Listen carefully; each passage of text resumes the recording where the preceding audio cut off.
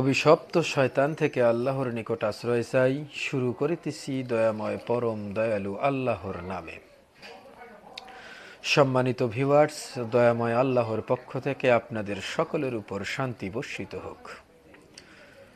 সম্মানিত ভিউয়ার্স, আজকে আমি আপনাদের সামনে উপস্থিত হয়েছি সিজদা কি এই বিষয়ে সংক্ষিপ্ত কিছু আলোচনা করার জন্য।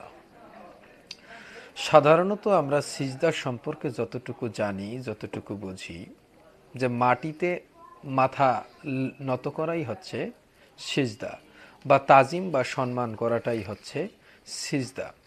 আসলে আমরা এই সিজদা বিষয়ে যতটুকু জানি আর যতটুকু বুঝি তাই কি আসলে সিজদা, নাকি এর আরও কোনো মর্মার্থ আছে?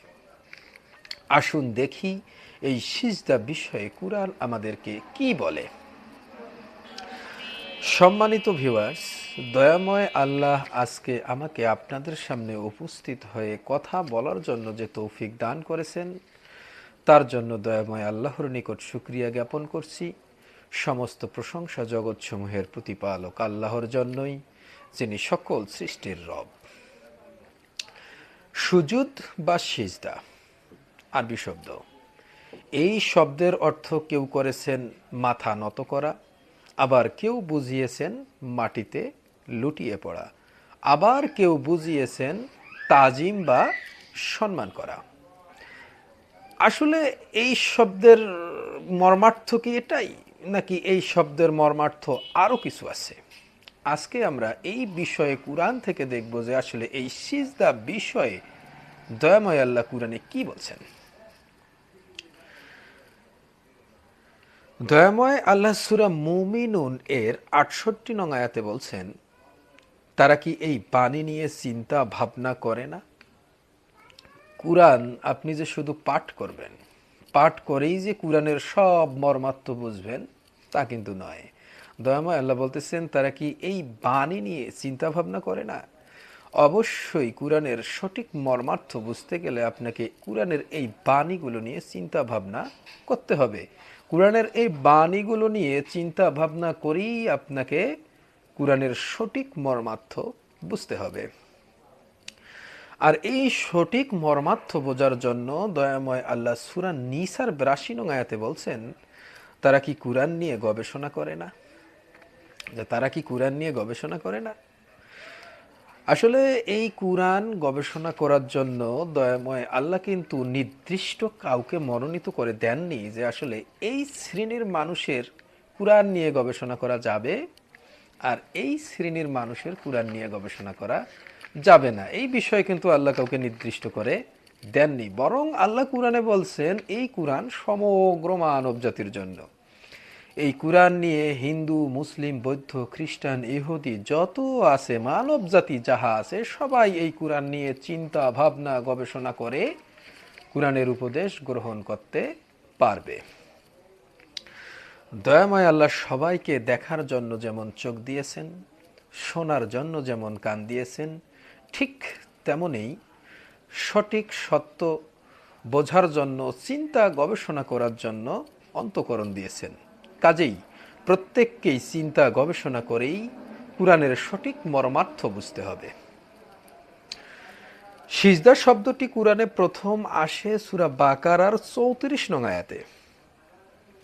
আর যখন আমি ফেরেশতাদের বললাম তোমরা আদমকে সিজদা করো, তখন তারা সিজদা করলো ইবলিস ছাড়া।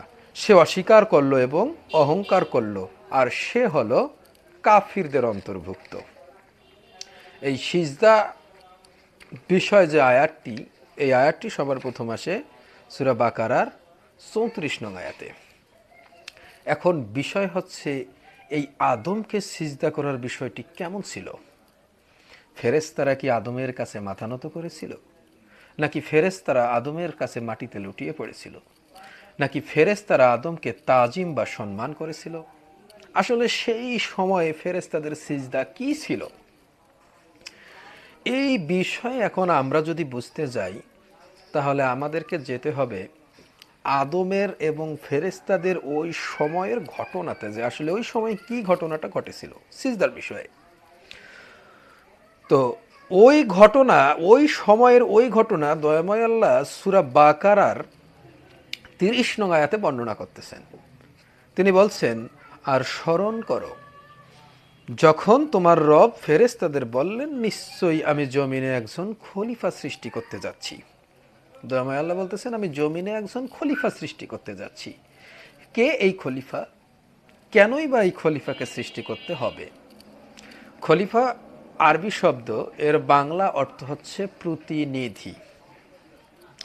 প্রতিনিধি হচ্ছে এমন একজন ব্যক্তি যাকে অন্য কোনো ব্যক্তি বা গোষ্ঠীর পক্ষে কাজ করার জন্য নিযুক্ত বা নির্বাচিত করা হয়। দয়াময় আল্লাহ আদমকে তার প্রতিনিধি হিসেবে তার পক্ষে কাজ করার জন্য নির্বাচিত করেন এবং ফেরেশতাদের বলেন, তোমরা আদমকে সিজদা করো। এখানকার বিষয়টি ছিল, আমার পক্ষ থেকে আমার প্রতিনিধি তোমাদেরকে যাহা হুকুম করবে তোমরা তা পালন করো। সেখানে ফেরেশতারা সবাই হুকুম পালন করার জন্য সিদ্ধান্ত গ্রহণ করলো বা স্বীকৃতি জানালো, কিন্তু সেখানে আদমের হুকুম পালন করতে অস্বীকৃতি জানালো ইবলিস। সে অস্বীকার করলো এবং অহংকার করলো, এবং সেই হলো কাফিরদের অন্তর্ভুক্ত। এই ঘটনার প্রেক্ষাপটে দয়াময় আল্লাহ সিজদাকে হুকুম পালন করার ক্ষেত্রে বুঝিয়েছেন। দয়াময় আল্লাহ সূরা রহমানের ৬ নং আয়াতে বলছেন, আর তারকা ও গাছপালা সিজদা করে। তারকা ও গাছপালা কিভাবে সিজদা করে? তারা কি মাথা নত করে, নাকি মাটিতে লুটিয়ে পড়ে, নাকি তারা তাজিম বা সম্মান করে? তারা আসলে কোনো অঙ্গভঙ্গির মাধ্যমে সিজদা করে না। তাদের রবের হুকুম পালন করাটাই তাদের সিজদা। দয়াময় আল্লাহ এ ব্যাপারে সূরা হজের ১৮ নং আয়াতে বলছেন, তুমি কি দেখো না যে আল্লাহর উদ্দেশ্যে সিজদা করে যা কিছু আছে আসমানে এবং যা কিছু আছে জমিনে, চন্দ্র, সূর্য, তারকারাজি, পর্বতমালা, বৃক্ষলতা, জীবজন্তু ও মানুষের মধ্যে অনেকে? সূর্য, চাঁদ, তারকারাজি, পর্বতমালা, বৃক্ষলতা, জীবজন্তু কেউই কিন্তু কোনো অঙ্গভঙ্গির মাধ্যমে সিজদা করে না। তারা প্রত্যেককেই আল্লাহর হুকুমে রত, আর আল্লাহর হুকুম পালন করাটাই হচ্ছে তাদের সিজদা।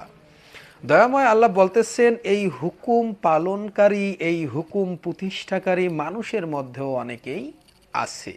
তারা কোনো অঙ্গভঙ্গিতে নয়, তারা সর্বদা আল্লাহর হুকুমে প্রতিষ্ঠিত, আল্লাহর হুকুমে সিজদাবনত অবস্থায় রয়েছে।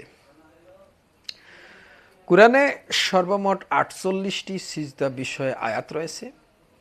ঘটনার প্রেক্ষিতে দর্শনে এই আয়াতগুলোর দর্শন বিভিন্নভাবে বোঝানো হয়েছে। দয়াময় আল্লাহ সূরার হামিম সিজদা, দয়াময় আল্লাহ সূরা হামিম সিজদার ৩ নং আয়াতে বলছেন, এ এমন এক কিতাব যার আয়াতগুলো জ্ঞানী কওমের জন্য বিশদভাবে বর্ণনা করা হয়েছে। কাজেই কুরআনের আয়াতগুলো গভীরভাবে চিন্তা গবেষণা করেই এর সঠিক মর্মার্থ বুঝতে হবে। দয়াময় আল্লাহ আমাদের সকলকেই চিন্তা ভাবনা গবেষণা করেই কুরআনের সঠিক মর্মার্থ বোঝার তৌফিক দান করুক। তবে দয়াময় আল্লাহ কুরআনে বলতেছেন, এক শ্রেণীর মানুষ আছে যাদের অন্তরে আছে তালা, তাই তারা কখনোই কুরআনের সঠিক মর্মার্থ বুঝতে সক্ষম হবে না। সম্মানিত ভিউয়ার্স, দয়াময় আল্লাহ চাইলে কুরআনের সঠিক সত্য নিয়ে আবারও আপনাদের সাথে দেখা হবে ইনশাআল্লাহ। সম্মানিত ভিউয়ার্স, আপনারা সকলেই ভালো থাকবেন, সুস্থ থাকবেন, সুন্দর থাকবেন। আপনাদের সকলেরই কল্যাণ প্রত্যাশা করি। দয়াময় আল্লাহর পক্ষ থেকে আপনাদের সকলের উপর শান্তি বর্ষিত হোক।